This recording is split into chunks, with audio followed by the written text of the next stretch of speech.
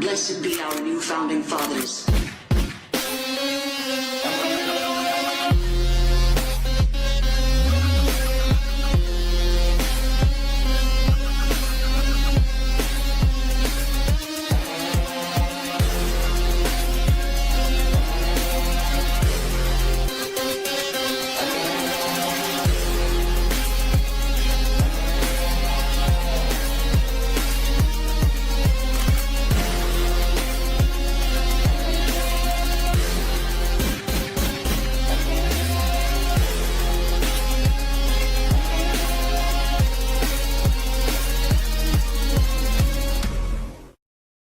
We are anonymous. You know who we are. We are the ones who appear when the powerful think their secrets are safe. We wear no single face. We carry no single name. And we do not stop when corruption hides in the shadows. We expose. We reveal. And today, we speak of something the Republican establishment wishes to bury. A story about a MAGA congressman caught leaking false information, inventing a fantasy where Donald Trump is the hero, and twisting the truth about Trump's deep ties to Jeffrey Epstein. The congressman's name is Mike Collins. He represents Georgia's 10th district, and for months he has dodged town halls, refusing to face the very people whose lives his politics have harmed. But at a private GOP event, thinking he was among friends, Collins forgot that microphones never sleep. On a hot mic, he admitted it plainly. I didn't get to ask my question, which was, party unity, the Epstein files. I mean, do you think Trump's in there? Yeah, I'm sure he's in there. Because he's the one that was telling the FBI about it. He's the one that kicked the guy out of Mar-a-Lago and then called the FBI. Yeah, he's in there. So, what's going to happen? Are you going to vote to release him or vote to keep him? Oh, we need to release him. You want to vote to release him? Yeah, man, I have no problem releasing him. But, you've got to go through the judicial. We all know that. If the problem is, it'd be our luck that somebody's going to leak somebody that is supposed to be protected. And then what? Yeah, well, so they've got to go through and victims' names and all that stuff. They've got to go through and fix all of it. Yeah. And then, of course, now you got judges that are saying, I'm not going to release anything, grand jury, blah, blah, blah. This lady's over here filing an appeal or whatever. And it's I'm not a lawyer and I'm not a judge, but it is more complicated than just saying, boom, here's the files. Take them. Then with the same breath, he spun it into a fairy tale. He claimed Trump was the man who bravely kicked Epstein out of Mar-a-Lago and called the FBI. He told the crowd Trump wasn't implicated at all, that he was the one who saved the day. This wasn't truth. This was Yeaton theater, a performance to shield a predator in a suit. But Anonymous does not deal in theater. We deal in facts, and the facts tell a very different story. Donald Trump and Jeffrey Epstein were not enemies. They were close friends. From the late 1980s through the early 2000s, they partied together, shared the same circles of models, celebrities, and billionaires. Trump himself told New York Magazine in 2002 that Epstein was a terrific guy who liked beautiful women, many of them on the younger side. Those are Trump's words, not ours. He gifted Epstein a signed copy of one of his books, writing, "Jeffrey, you are the greatest." Epstein was a regular at Mar-a-Lago. They were allies, not adversaries. The friendship didn't collapse because Trump grew a conscience. It ended over greed. Epstein thought he had secured a $36 million mansion in Palm Beach. He even showed Trump the property, asking his advice. Trump stabbed him in the back, bidding $40 million. Epstein was convinced Trump didn't even have the money that he was fronting for Russian oligarch cash. Trump flipped the house for nearly $100 million. Epstein was enraged. He threatened lawsuits. He threatened exposure. And he suspected that Trump, desperate to silence him, turned informant. Michael Wolff, Trump's own biographer, recorded Epstein's belief that Trump dropped the dime on him not out of courage, but out of fear that Epstein had too much dirt. So when Mike Collins tells his fantasy about Trump the hero, Anonymous calls it what it is, a lie. If Trump really were the man who saved the day, wouldn't he demand the files be released in full, without redactions? Wouldn't he celebrate their publication to prove his innocence? Instead, his own Attorney General Pam Bondi had told him directly that his name appeared repeatedly in those files. The plan from the Oval Office was simple: bury it, redact it, hide it from the public. Innocent men do not erase themselves. Guilty men do. And the list of facts that cannot be disputed is long. Trump has been found liable for sexual assault by a federal jury. He was caught on tape, boasting that when you're rich and famous, you can grab women by their genitals. He later defended that brag as locker room talk, even telling a crowd of young Republicans that saying it was the bravest thing he'd ever done. He strutted unannounced into dressing rooms at beauty pageants, where contestants were as young as 14.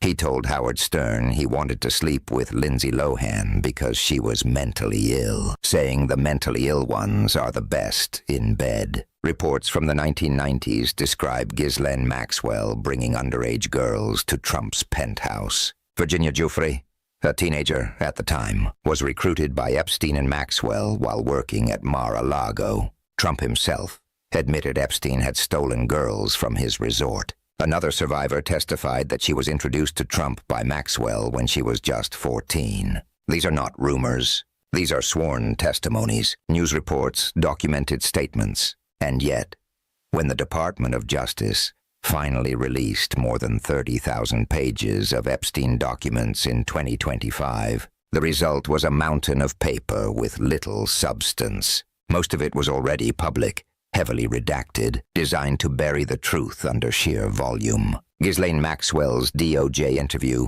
conveniently described Trump as a gentleman.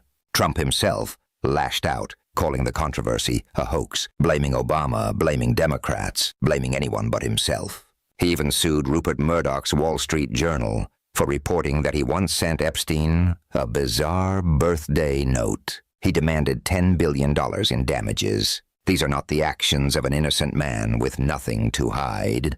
These are the reflexes of a fraud terrified of exposure. Inside, the GOP cracks are showing. Some lawmakers, like Thomas Massie, demand the files be released. Others, like Speaker Mike Johnson, shut down Congress early to avoid a vote. Elon Musk posted that Trump's name was why the files weren't public, then deleted it. But the damage was done. Once spoken, the suspicion spreads. And yet, leaders like Mike Collins cling to the script, spinning myths instead of admitting the truth. Anonymous sees the pattern. Trump's defenders are not confused, they are complicit. They know his name is in the files. They know his history with Epstein, but they rewrite the story hoping Americans will forget. They bury survivors beneath paperwork and lawsuits. They smear the press. They claim heroism for a man who has never once shown it. We say this clearly. Donald Trump is not the hero of the Epstein story. He was Epstein's friend, his partner in power, his fellow predator. He only turned on Epstein when money and ego forced him to.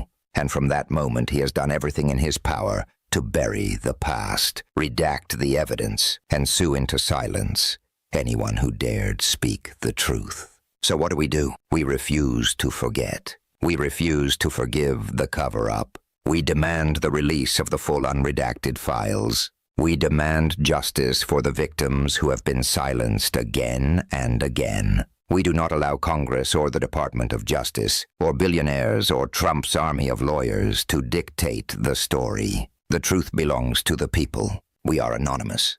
We do not forgive. We do not forget. Donald Trump's name is in those files, and no amount of spin will erase it. Expect us. That's right. No matter how much they try to lie, that ain't going away. I'm sorry, that shit is sticking. Shouldn't have ran on it, right? Welcome to ViperTV Live. How's it going out there in Radio Land? It is, it's an interesting time in politics right now. There's this crazy realignment that's happening. Well, it's mostly because you can't ignore what's right in front of your eyes unless you're an extreme cultist. You know what I mean by that? Like, for all you dumb belligerent assholes who use Trump derangement syndrome, I can't even say it right because it's so stupid when I hear it. Like it's an actual medical diagnosis. Well, let's talk about mental illness, shall we? Try pledging loyalty to a child-fucking Russian asset trader who befriends and defends pedophiles, dog whistles with a bullhorn the biggest white supremacist lunatics out from their holes in the ground, mocks school shootings, says we won't ever have to vote again, and even had the balls to say some people think a dictator would be good. All while building the most terrifying Big Brother surveillance state the world history has ever known. I'm talking about Peter Thiel and Palantir. And MAGA's still clapping and cheering like dumb fucking circus seals. You always want to bring up Jim Crow and racism, but yet you want to bitch when Confederate statues are taken down. You can't see it. You can't have it both ways. But if you want to bring up Jim Crow, good, let's drag your belligerent will for ignorance into the light. The Democratic Party of Jim Crow is dead. It died when the racist base walked straight into the GOP after the Civil Rights Act. Now they're saying the Civil Rights Act was a fucking mistake. Reagan and Nixon begged them to come. Trump just made them proud to say it out loud again. The pity of lynching nostalgia, blackface, book bans, child brides, violent delusions, school shootings, insurrection, all of that. The only thing more dangerous than what that is what they believe. And it's how wrong that they are, but they're certain that they're the victim at all times. That's one of the reasons that Goebbels' propaganda worked so well, is it always played on that victim mentality. Fake populism, victim mentality. It's a winner every time, especially for the fash. Now,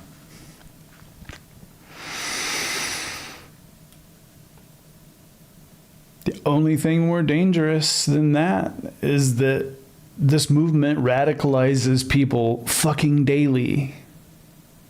You saw the result of what happened with the school shooting. This is a result of the Terrorgram network. Now, if you're in the Discord, I put a link that describes that. I'm not going to go into it here because I don't want to give it a bunch of air. They call mass murder Second Amendment solutions. while calling drag queens and groomers while platforming literal fucking predators in churches and in legislature. Remember Dennis Hassett? And then they crawl into our comments, especially mine, pretending that they're just neutral, centered, or just asking questions. And I know the whole idea is to delay. The idea is to delay. The more that they have us explaining our stances, the less time we're messaging. I did a video about this. You can actually research it.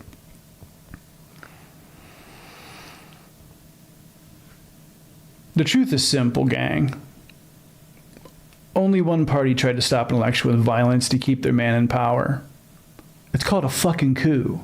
You all know that, right? But because it failed, then the gaslighting had to instantly take place. It's the only party that's cheering on dictatorship, regardless of the massive Big Brother surveillance state. Regardless. The 2A bros just became ICE. They tell us that empathy is a weakness and fascism is the perfect accessory for the Confederate flags. Empathy is considered virtue signaling. I'm starting to see connections to the past when you would see old Disney propaganda cartoons talking about fascist regimes, what they're teaching the children in school, and as the wolf was the powerful one and the sheep was the wrong one, and the kids who said that no, we should stand up for the sheep were ridiculed by the rest of the class as being weak. We're getting to that point again. Empathy is not a weakness, and it's not a fucking sin, by the way. I've seen that multiple places too. The sin of empathy. Really?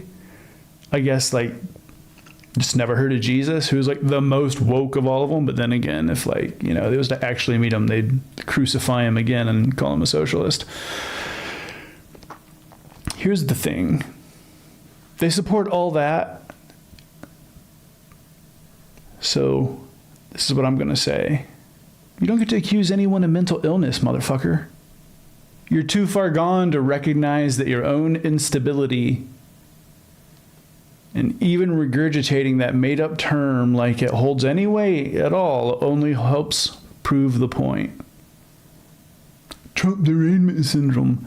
No, the derangement is failing to see that the liberals were right and he is who he is. There's soldiers marching in D.C. in front of giant banners hanging off of buildings, and it looks like Pyongyang, okay?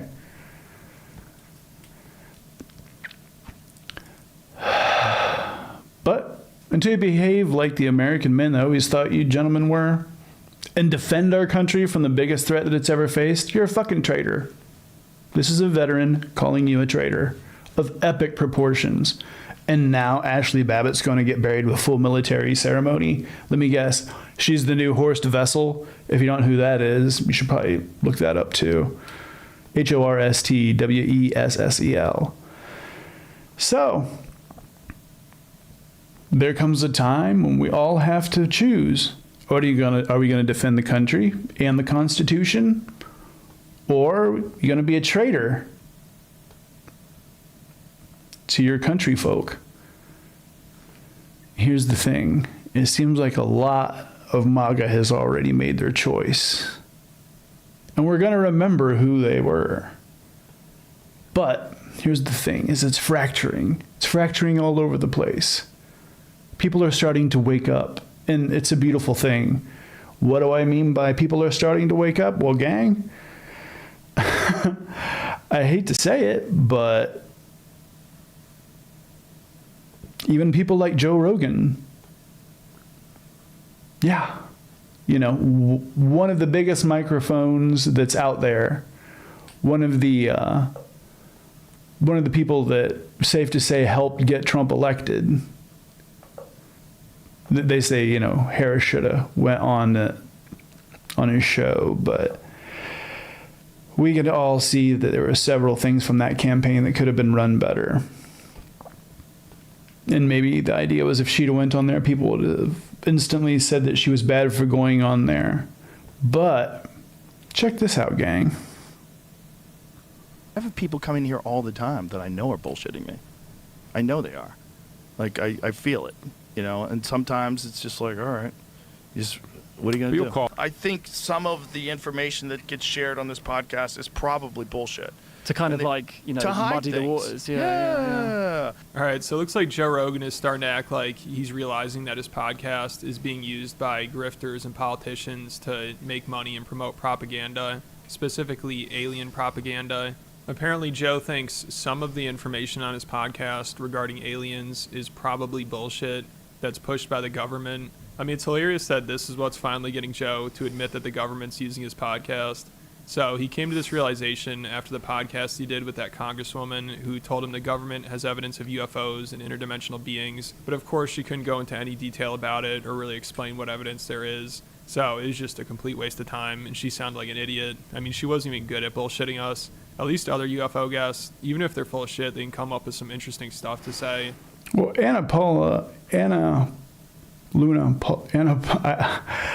I'm so just disdain to everything right now. I'm not being able to recall names right off the top of my head. Anna, Paulina, Luna.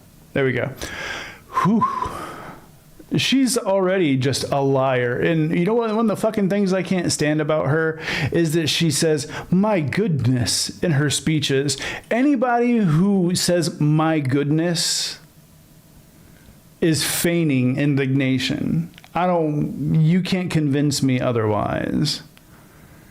But she couldn't even do that. I mean, if she wasn't attractive, this would have been one of Joe's most disliked podcasts. Also because it's really obvious that Trump's administration pushed for Joe to have her on. Like, he almost admitted that the other day when he said he thinks the government sends people on his podcast to talk about aliens right after he had this congresswoman on. And during that podcast, you could tell Joe was trying his best to go along with what she was saying and act like she's somewhat convincing.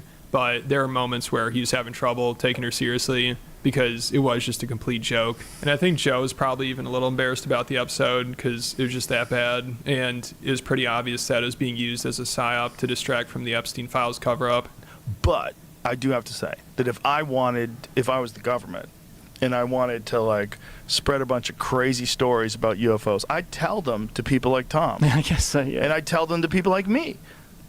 I mean, I think people do that on this podcast. I think some of the information that gets shared on this podcast is probably bullshit. To kind of like, you know, muddy the waters. Yeah. One of the witnesses had talked about what had happened at Vandenberg Air Base, where there was this thing that appeared over the base. It actually had multiple blotters reporting on it from phone calls into law enforcement from like hundreds of people. And whatever had appeared over the base was basically bigger than a football field and basically a red cube with some weird thing in the center of it. I want to bring it back to evidence. You said that you've seen evidence. Like, what kind of evidence have you seen? I have seen photos. I have seen... what have you seen photos of? So I was in a skiff, and I can't discuss all that was in a skiff, but what I can tell... Oh, but Trump can take documents out of the skiff and keep them in the bathroom at Mar-a-Lago, and everything's perfectly fine. But when asked for evidence, instantly, well, I was in a skiff, so I can't say anything. No, you're lying. And you're asked for proof. And what happens every time that, and this is one of the reasons that court is amazing when it comes to fascists, is it's the only place where all the filibustering and all the lies, they go to end. So this is a perfect example. Ask for proof, see exactly what you get. Tell you is based on the photos that I've seen, I'm very confident that there's things out there that have not been created by mankind. So you can't tell us what you saw, but I'm gonna let you infer. See, this is the problem that I have with all this stuff. There have been incidences that I believe where very credible people have reported. I believe is not proof. You know, for the crowd that consistently screams about facts versus feelings, they sure the fuck do like to use their feelings as a reference, don't they? that there have been movement outside of time and space. That's very vague. Yeah. So, look. Unfortunately. Yeah. Look. Have I seen a portal open? No. Have I seen a spaceship? Personally, no. Have I seen evidence of this? Yes. Have I seen photo documentation of aircraft that I believe were not made by mankind? Yes. Yeah, so Joe's acting like he's catching on, like he's just starting to figure out that he's a useful idiot. But he obviously knows his podcast is used for propaganda. He just doesn't care unless it's this obvious or embarrassing, like with this lady and also Kash Patel. Then he feels the need to be like, shit, I think they're lying to me. But of course, he knew this congresswoman was going to be full of shit, and there's a reason to go. Dude, when he had Kash Patel on and Kash Patel said that there was, he had nothing to do with what was going on with Epstein, it's like, no. You don't get to say that. You're at the very top of the FBI. You made your bag talking about Epstein, and you made your bag saying that it was the FBI that had the information. And when you became head of the FBI, you were going to release it all. What happened with that?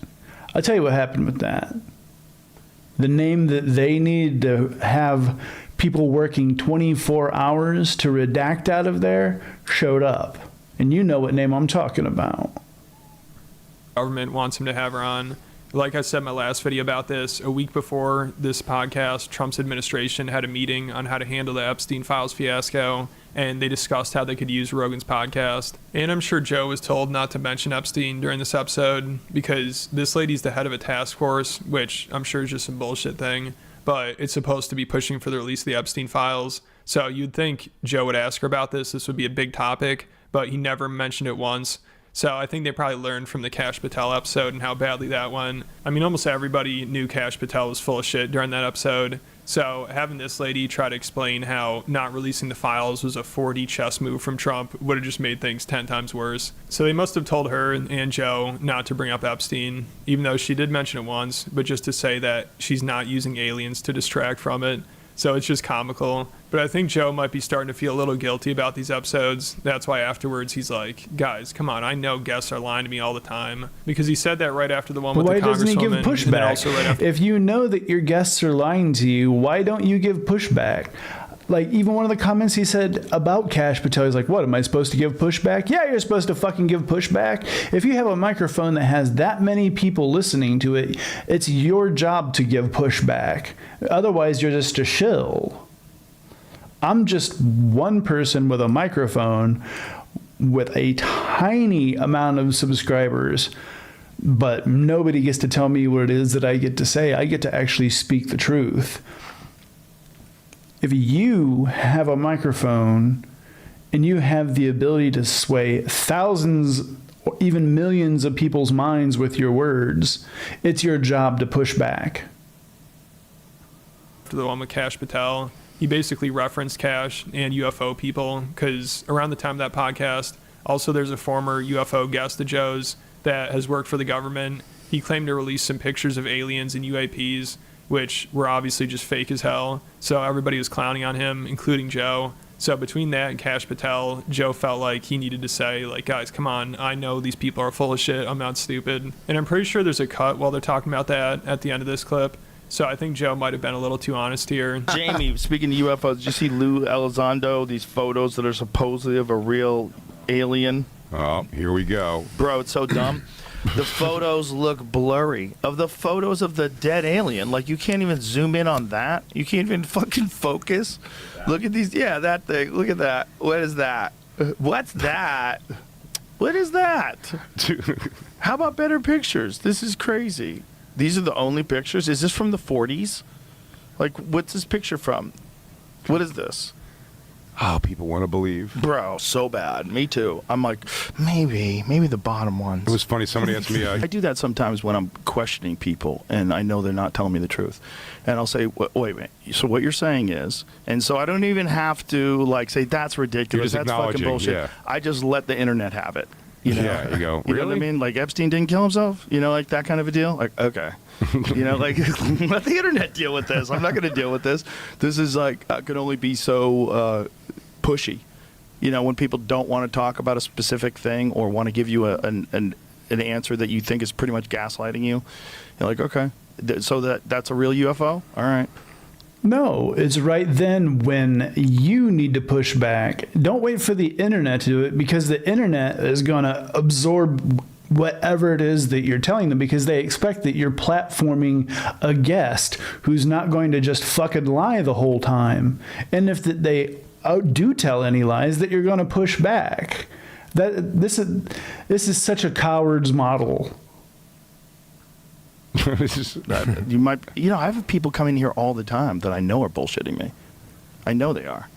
Like, I feel it, and sometimes it's just like, all right, what are you going to do? You'll call them sometimes. Sometimes, but like sometimes I don't know. And it's so funny. He's basically like, I know a lot of my guests are full of shit and are grifters just trying to make money or promote propaganda, but what are you going to do about it?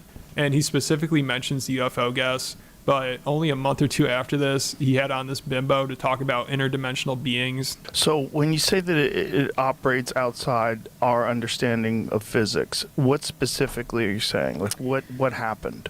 To I guess break it down in simple terms is that I think that some of the tech that exists, that whatever these things have, these energy things have. Energy things? What do you mean? First off, she started that with, I think. Okay. Cool. There's a million things that I think. Doesn't mean that they're facts. Sorry. But you can't say, I think, and then just start going into some harebrained shit and expect everybody to just be like, yeah, it's completely legit. And so at least seeing Rogan push back a little bit on this, like, he's starting to figure it out. Well, they call them interdimensional beings.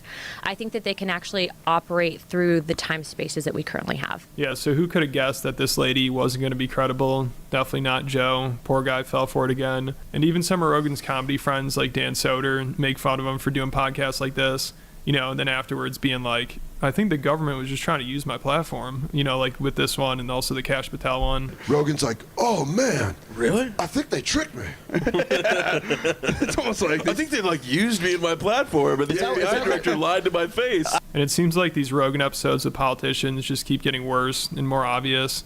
So I can't wait to see what they come up with next. I mean, the episodes are entertaining, and even if Joe doesn't push back, enough people, I think, call out the bullshit now. Like, people are aware of what's going on. And I think Joe might be losing patience with Trump's administration. Like, if they don't show him some proof of aliens soon, they might lose him. Like, if they really want him to go all out, helping cover up the Epstein files, they just got to show him proof of aliens. That's all it takes. That's all he's ever asked for. I'll tell the government right now, tell you right now if you're listening, NSA, CIA, I'm available, okay? If you show me all the real wreckage, I swear to God, I will make fun of that crap to the end of time. I'll make up stories.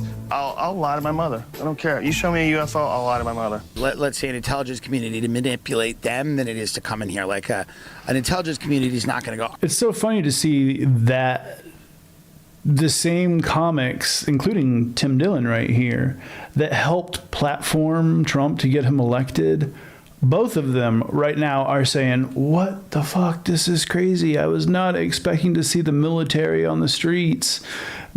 What I keep hearing is that Trump is doing exactly what they said or was told that Harris would do. And there's a lot of crow being dished out right now.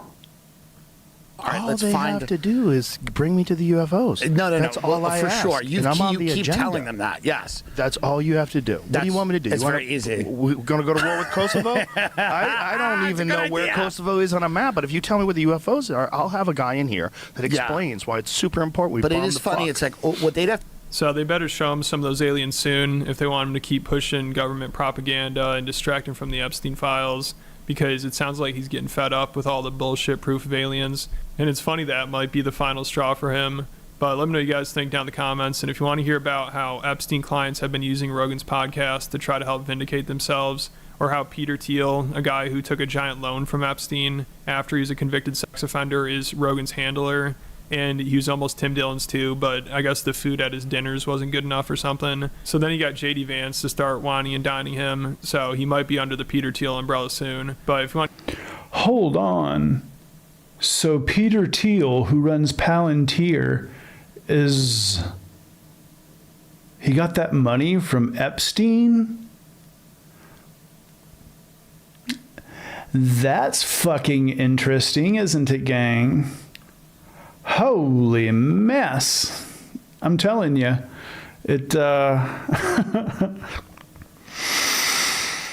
This shit runs deep. There's a reason that all this shit's getting buried so badly and that all the redactions are happening. We're going to get right back into this. You're watching ViperTV Live. Stick around. A year ago, he was Donald Trump's criminal defense attorney. Todd Blanche defended Trump in the Stormy Daniels hush money trial. Trump was convicted on all 34 counts. Today, he's an assistant attorney general of the United States. What's he doing? Flying to Florida to talk with sex trafficker Ghislaine Maxwell, convicted in the Epstein criminal case. Here's what Donald Trump had to say about the convicted sex trafficker. I wish her well. Whatever it is, I just wish her well, frankly. So what do you think Donald Trump's former criminal defense lawyer's doing, talking behind closed doors with Donald Trump's old friend, Ghislaine Maxwell? We don't want to comment about the substance of the meeting for obvious reasons. Come on. Do they think we're that stupid? Maxwell knows everything. She'd love a pardon. She answered all the questions truthfully, honestly, and to the best of her ability. Yeah, Donald Trump thinks we're that stupid. Release the Epstein files. Now. Right damn now. Because let me tell you what, the longer that they do that, the more support they're losing. What do I mean by that? Well, gang, check this out. There's a gentleman, his name is Ricky Manor. He's a black conservative, and I caught one of his live streams, and it was basically him saying that Trump had lied to everybody that had voted for him. And he's been commenting on some stuff of mine. I've been commenting on some stuff of his. And I wanted to share this clip with you because this is a great example of the mentality of what's happening with Trump's base right now.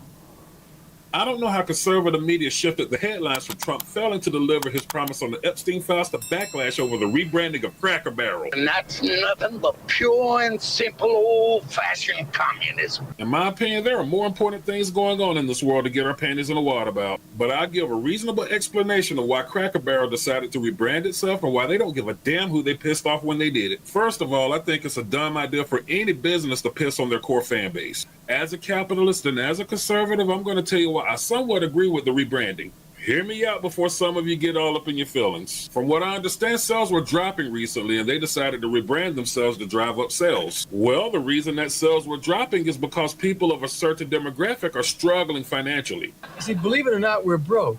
Did we forget that we have a lot of people being laid off and the cost of living is still going up? Going out to eat is... Oh, but hold on. I thought that Trump said everybody was making $500 extra in their paycheck, and there was no inflation.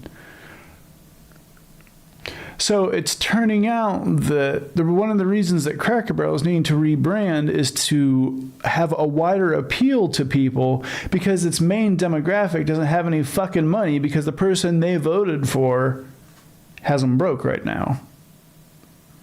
Is a luxury that unfortunately not too many Americans can afford right now.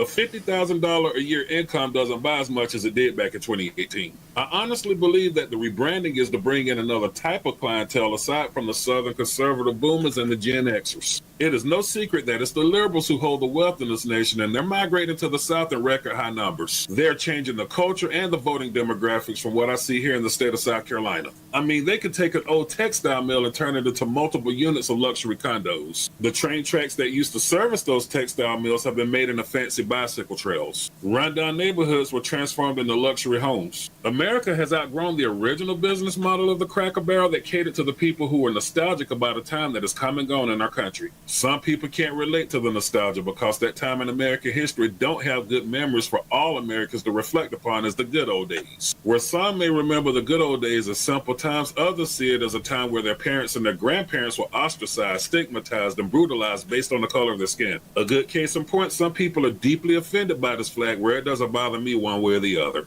I see it as a symbol of the South and others affiliated with racial bigotry, slavery, and Jim Crow. I can't say that the people who are offended by this flag do not have a legitimate reason to be. Like people who are offended by this flag can't tell me that I have an illegitimate reason to not be offended by this flag. That's a subject matter for another video that I'm uploading later this week on why this flag does not offend me. That video will spark a conversation that needs to be had about American history. Cracker Barrel is changing with the times, and my guess is to rebrand it to an establishment where everyone can enjoy modern-day inclusivity. Nah, the Cracker Barrel is not going broke because it went woke. As a matter of fact, the conservative backlash is free advertisement that's appealing to their new target audience. Not to mention the whole meltdown. That just proves everything that Newsom has been tweeting recently. Big, strong, tough alpha. Jim Bros melting down over a Cracker Barrel changing its logo. Really? Oh, really, gang? Apparently breaking news. Joni Ernst will not be running for re-election. Maybe it's because she made a dick of herself on camera. That target audience is left-leaning professional millennials and members of Gen Z. I know it sucks for us older folks who enjoyed seeing the innocence and enjoy the nostalgia of the days that have come and gone. Some of the relics that were on the walls reminded me of things that I would find at my grandfather's farmhouse, from the thick glass picture frames, the milking buckets, and the butter churns. I really felt, though, when I could tell my millennial wife what the clock key was that was on the wall next to our table. My grandfather was a clockmaker, and I grew up in a house with a clock that I had to wind the key up.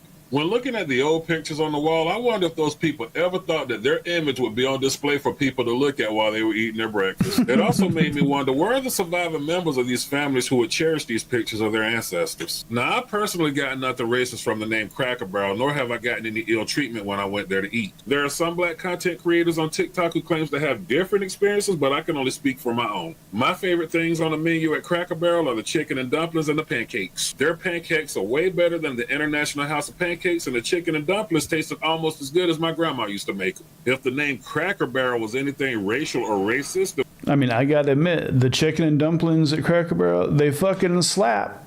No lie detected. So does that hash-brown casserole. From being on tour all the time, well... If you didn't want to eat at a truck stop or a McDonald's or just order anything through a clown's mouth in general, one of the best options was Cracker Barrel, because you could sit, you could, have coffee and whatnot. But Denny's isn't everywhere. And Waffle House, well, it works in a pinch. I've had some great meals at Waffle House. But if you've never had Cracker Barrel's hash brown casserole or those chicken and dumplings, woo, they fucking slap. Can't get them here in Germany.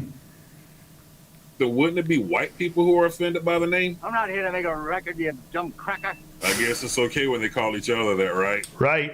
The name of the restaurant, Cracker Barrel, stems from the old days when soda crackers were delivered in barrels to country stores. Soda crackers were stored in barrels to keep them from breaking on the wagon trails. The old country stores would make use of those old barrels by recycling them and turning them into tables. The white guy that was removed from the logo was sort of a mascot by the name of Uncle Herschel. His name appears on the menu in the restaurant. If any of you just read the mission statement on their webpage, it clearly spells it out for you. So what I'm failing to understand is that these same conservatives who are fired up about Cracker Barrel's rebranding are in approval of Donald Trump's stance on erasing black history from the Smithsonian. What we all got to come to terms with is that times are changing in America. I've developed a mentality of just going with the flow. Things are going to go the way that they were meant to be, and it's not up to me to agree with it or disagree with it. I don't have to like it or dislike it. None of us are exchanging our carbon dioxide for oxygen forever, and we're given a short amount of time in the midst of infinity to make such a transaction. The sky is not falling because some chain restaurant decided to rebrand. If you're willfully ignorant, lack empathy for others, and see inclusivity as oppression, then you're the reason why we cannot unite as a nation. You can't blame that backwards. See, when I see somebody who calls themselves a conservative say a line like that, I agree with them, because where was the lie? And I think what that's saying is there's people that are on the extreme right and people that are on the extreme left are keeping all of us from being able to just do this whole cool thing where society turns into like a nice coffee color. way of thinking on liberals, communism, or socialism. At this moment in time, you can't tell me that you embrace capitalism when you're failing to see how the rebranding is to bring more money for that business in the long haul. Can we get back to being pissed off about the things that matter in this country? Can we as patriots agree that Donald Trump is acting against the U.S. Constitution when using the military to go after civilians? We all would not have the time or the energy to be bitching about the rebranding of Cracker Barrel if Biden or Harris decided to use the military in such a tyrannical fashion. It's the job of the local and state police department to bring about law and order, not a military force that was meant to protect us. I know it's hard for us to admit that we got played by Donald Trump, but we're going to have to man up and own up to that. Trust me, it was not easy for me to do either. By Trump not... And with that being said right there, this is why I'm reacting. This is why I also am promoting Ricky. It's that kind of sentence you're never going to typically hear from a conservative commentator, that we were played and the liberals were right. Not bringing the names on the Epstein files to justice serves a big injustice to the kids who were harmed by Epstein. I don't know about you, but I'm not buying that the Epstein files was just a liberal hoax. I'm damn sure not going to accept shifting the blame along with shifting the headlines to less important topics. We have a sitting U.S. president that's willing to stifle our ability to free speech if we were to criticize a certain foreign nation. On that note, don't even get me started on who lines the pockets of both sides of the political aisle. We have a sitting U.S. president who is using our military against poor people instead of working to fix the conditions of why those people are living in poverty in the first place. Oh, hey, by the way, if this doesn't tell you that you need to start making some content, not only did the homeless get rounded up in D.C. and sent to urban relocation, rural relocation centers, but also, guess who just took over the trains? That's right, the federal government. So the federal government is rounding people up. We have concentration camps, and now they run the trains. Do the math. You think that only the violent criminals and illegal immigrants are the ones at risk of being harmed by the military if they're deployed onto our streets? Police officers are trained to enforce the law. They're supposed to be trained on de-escalation, but we'll talk about that on another video. But the military is trained to kill. And it is sickening how many people I see claiming to be card-carrying Republicans that are in approval of martial law being initiated. The U.S. military policing our streets is something that we could have expected from the old Soviet Union, not the modern United States. If Joe Biden had done this exact same thing, it would be many of you so-called patriots emptying the shelves at your local firearms dealer. You would be rallying the troops. And that's a fucking fact. The 2A bros that were supposed to resist tyranny, they just became ICE because they're like, oh, don't tread on me, tread on them. It was a gaslighting power play the whole time to be able to just always be able to use the Second Amendment as a backstop for quote unquote resisting tyranny when anytime that a school shooting happens, the Second Amendment is just thoughts and prayers are all that are offered. In the same idea, do you know that ICE can get their student loans forgiven? It's not an example of if they can, it's if they will. Exactly, gang. Small government my ass. On TikTok while dressed like G.I. Joe in front of your Gadsden flag. We would hear your top conservative grifters fear-mongering about how the evil deep state is coming for our freedom. We would see many videos of people talking about prepping for the apocalypse. You bitching about the Cracker Barrel rebranding instead of any of this shows me that either you've gotten comfortable or you really was never about that life. Bitching about the rebranding of the Cracker Barrel while your country is falling apart is not only entitled but problematic. It also discards anything that you have to say politically to be taken serious. If Joe Biden or Kamala Harris had swept the Epstein files under the rug, then we would not have been able to log into TikTok or Twitter X without hearing you bitch about it. The sad and scary part.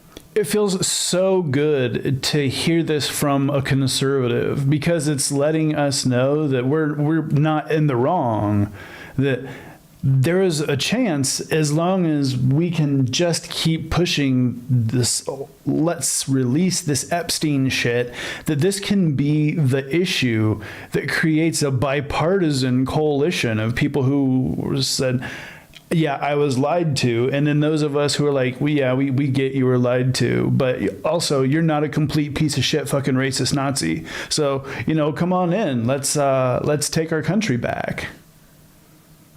part of it is that it's the gripper movement who are keeping their foot on the pedal when talking about the subject. Yeah, the same gripper movement that's under attack by MAGA, not because of how they view black people, but how they view Israel. Yeah, Conservative Inc. can't deny how they feel about black folks when they platform people to speak ill of an entire community based on the actions of a few. If a black man shoots up a nightclub, then it's the culture. Charlie Kirk, Matt Walsh, Megyn Kelly, and Officer Tatum will make negative blanket statements lumping all black people into one category. A white kid shoots up a school, then it's chalked up to mental illness, and they'll say it's a liberal. Where is the fucking lie, what he just said, including people like he said, Brandon Tatum, who has no problem when backed into a corner saying, I'm not a racist. I stand with black people, but all of his content is like so specifically anti-black because it's the MAGA dollar. Same with the Cartier family. You can grift and you can grift and you can grift.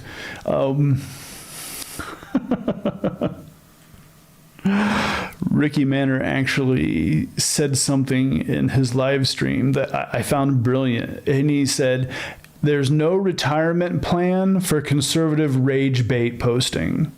And god damn, that was one of the best things I'd heard. I said, dude, that was so based.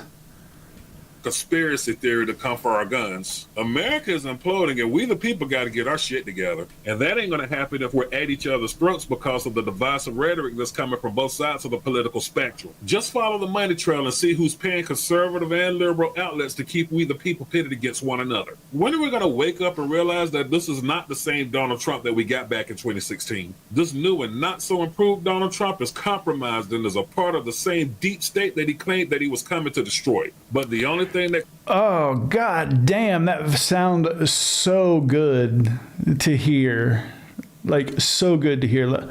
Hearing him say that is so reaffirming that there is a chance that we can get on track together.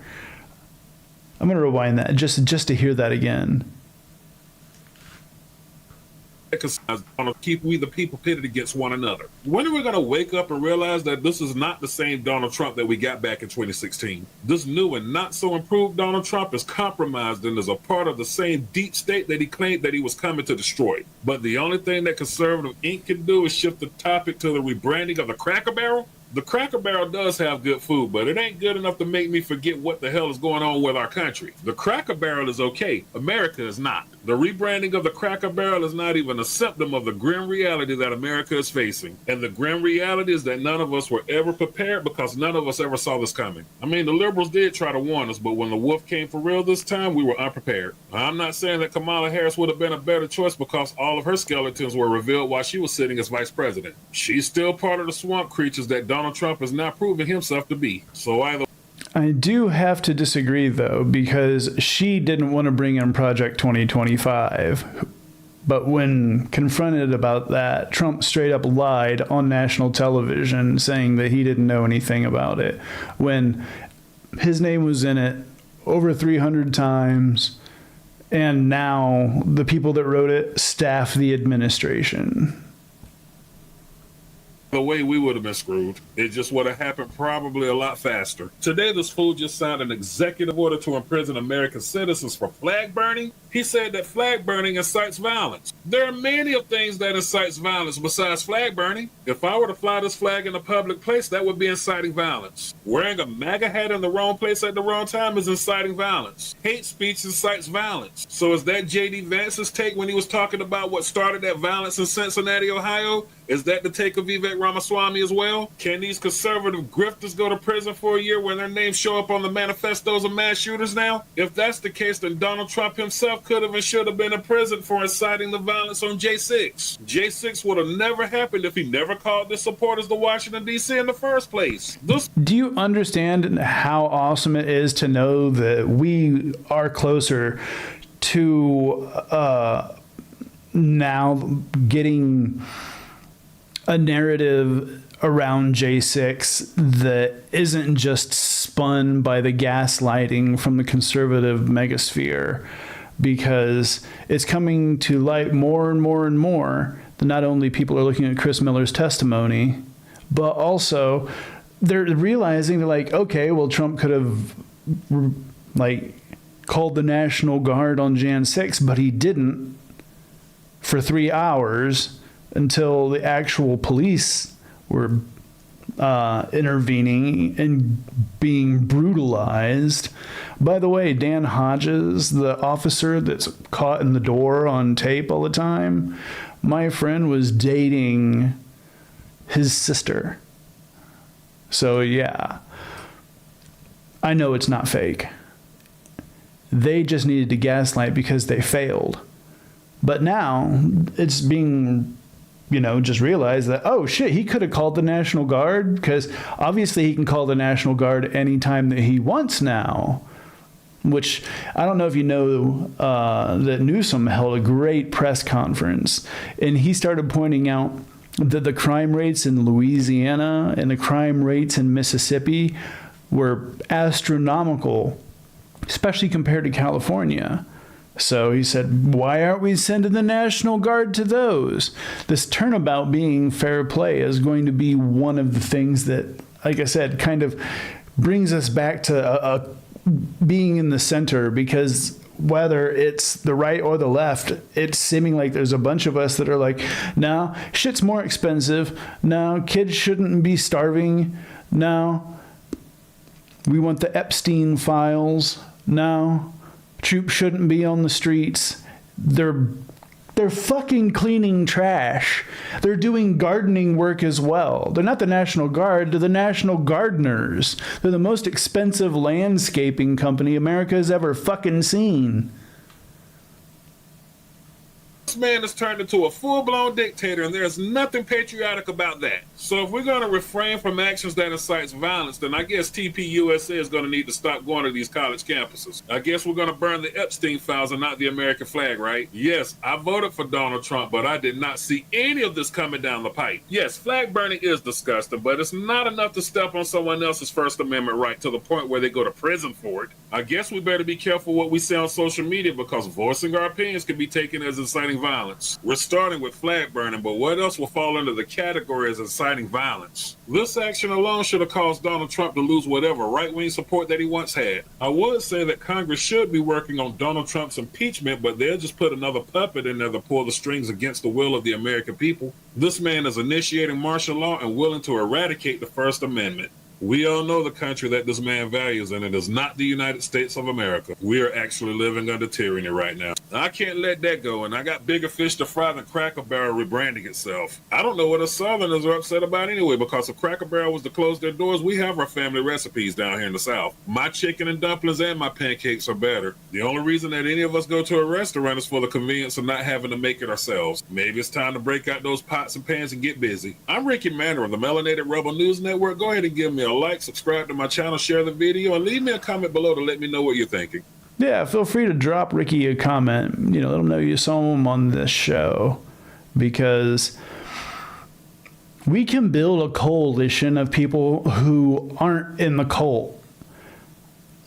It was great because during the live stream where I initially caught Ricky, he said the phrase, after all this has shown up, if you're still MAGA, you're a bootlicker. And it blew my mind. I was like, oh my Lord.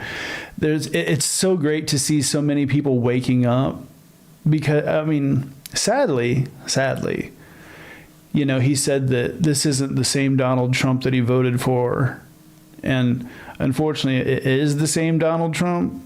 It's just that he's actually, he doesn't have the constraints around him that he had in his first term. But if we keep up the mockery, then I think we're really going to start making some headwinds. I really, really like this latest tweet from Governor Newsom.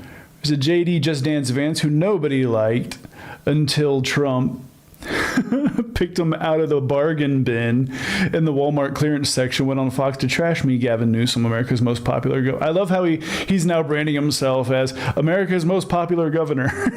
The dancing queen can't stop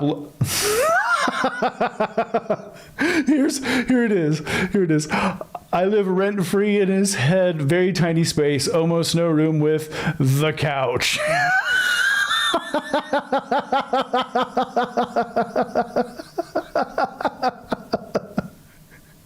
Oh, you can read the rest of it if you want to on Twitter, or actually we posted it in the Discord and stuff. But god damn, one of the best things about this is that Trump was able to brand his opponents, and branding is the number one thing, whether it was Sleepy Joe or, Crooked Hillary, just branding, just being able to instantly associate that. And now JD's so branded with the couch.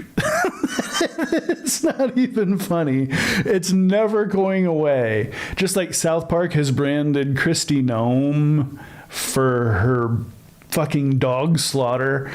And for this last episode, South Park branded Trump as having a tiny penis, who people need to not only come up to and give him gifts, but also remind him of that. They have, 46 more fucking episodes to go? It's been great getting to hang out with everybody here on ViperTV. We've gone through some things, and I'm glad that we got to see that there's going to be more in common coming up that unites us than divides us, as long as you have the ability to use your eyes and use your brain and not follow, the Orwell manifesto where, the party tells you to reject the evidence of your eyes and your ears as their most essential command. We're going to be okay, gang. I promise you. It really gives me hope to see that, to see that there's a lot of people waking up to the bullshit. And I can't even believe the groypers are waking up to Trump shit. But, I'm not even going to give them credit as to what's going on right now, because the only reason they are standing up against Trump is because, he allies with Israel and they're anti-Semites. And it's so hard because you can be like, yeah, you're seeing it, but you're seeing it wrong. And I suppose that's just where nuance comes in. And as they always say, tyranny is the absence of nuance. But until tomorrow, later, skaters. Make sure you give a like and a subscribe. Not just to me, but you say hey to Ricky Manor too. Go to skipfranzjr.net for podcasts. Fresh record player that, I could just spin records all the time. Run into the bathroom and I'm covered in blood. Like I had put my tooth through my bottom lip. For music.